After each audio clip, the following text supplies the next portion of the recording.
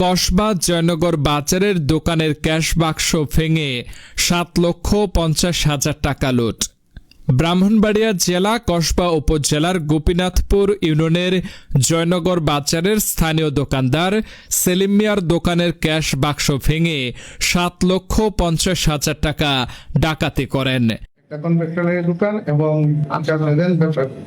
আজ দুপুর 12:40 আমি হাত পাওয়া ধোয়ার জন্য ওখানে গ্যাস তালা মেরে টিউবওয়েলে যাই। আসার পর 2-3 মিনিট আসার পরে দেখি আমার গ্যাসের তালা ভাঙা এবং আমার ব্যাগ, মোবাইল, দুটো মোবাইল, আমার ক্যাশ আনুমানিক 7,60,000 টাকা চুরি।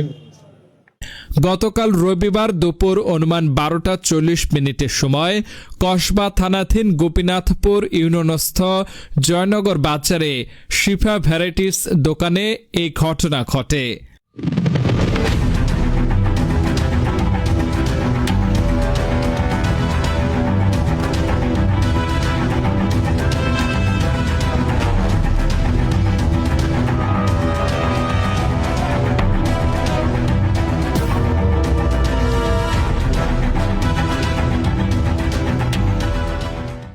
শিফা ভ্যারাইটিস দোকানের মালিক সেলিম মিয়া বলেন, আমি দীর্ঘদিন যাবৎ জয়নগর বাজারে শিফা ভ্যারাইটিস দোকান দিয়ে কনফেকশনারি ও বিকাশ ফ্লেক্সিলোড এর ব্যবসা করে আসছি।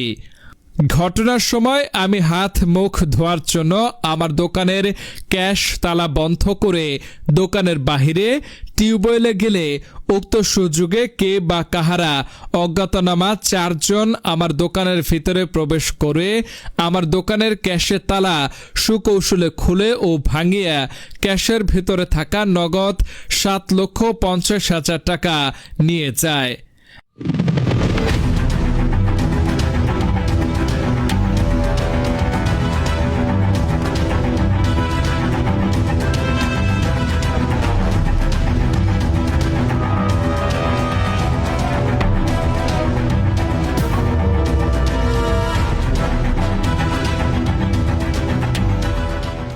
আমি দোকানে এসে দেখি ক্যাশের ভিতরে মালামালগুলি নাই। তবে আমি চিৎকার দিলে আশপাশের লোকজন ঘটনাস্থলে এসে পাশের দোকানের সিসিটিভি ফুটেজ দেখে শনাক্ত করি 4 জন লোক।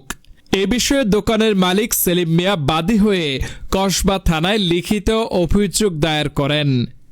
জয়নগর বাজারে ব্যবসা করি। আমার পাশের দোকানে আজকে 12:40 3 জন লোক বা 4 জন লোক একটা সুবিধা অনেক 1-1.5 ঘন্টা আগে বাজারে ঢুকছে, ঘোরাঘুরি করছে। দোকানের সেলিম ভাইয়ের দোকানের সামনে সাইডে আশেপাশে আমার দোকানের সামনে এই লোকগুলা ঘোরাফেরা করছে। এই ফাঁকে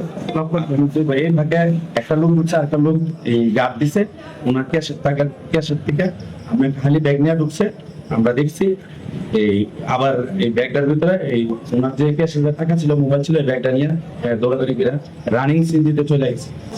উনি হাত পাও ধর লিগা টিকে বলে গেছে মারার জন্য। আইসা দেখে দোকানের সব 10 থেকে 12 মিনিট আইসা দেখে দোকানের তালা ভাঙা এবং পাশের দোকানের সিসিটিভি ফুটেজ আছে। 4 জন ছিল, একটা সিন আসছে। আমরা এটা সুস্থ বিচার এবং তদন্ত সুস্থ তদন্ত চাই এবং বইয়ের ভাঙ্গা টাকাগুলো নিয়ে প্রায় 7 লক্ষ টাকার উপর ছিল টাকা, 2টা মোবাইল ছিল। তথ্যচিত্রে এস এম নাইমুল ইসলাম জিহাদ, কসবা নিউজ টিভি।